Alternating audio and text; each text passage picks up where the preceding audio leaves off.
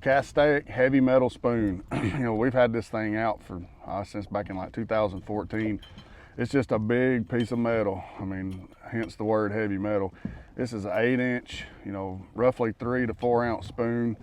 Big giant katana treble hook on the back. You know, this is one of those baits that, you know, everybody ain't going to fish, mainly because everybody can't physically fish it. It's a lot of work on you.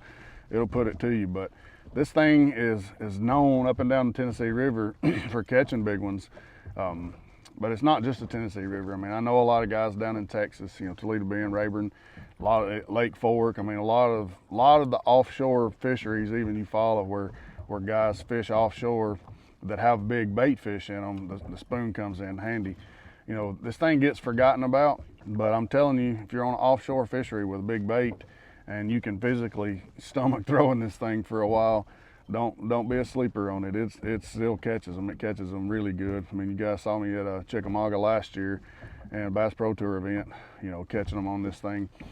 You know, it takes a real heavy rod. You know, this is a 7.9 heavy swim bait rod, and you know, 20-pound line. I always throw it on 20-pound T7 fluorocarbon.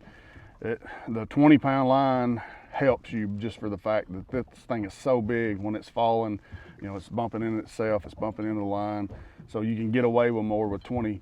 You know, and fishing something this big, you know, moving that much, you're not worried about line size anyway. It's a reaction bite. But yes, the heavy metal spoon is still around and it still catches big ones.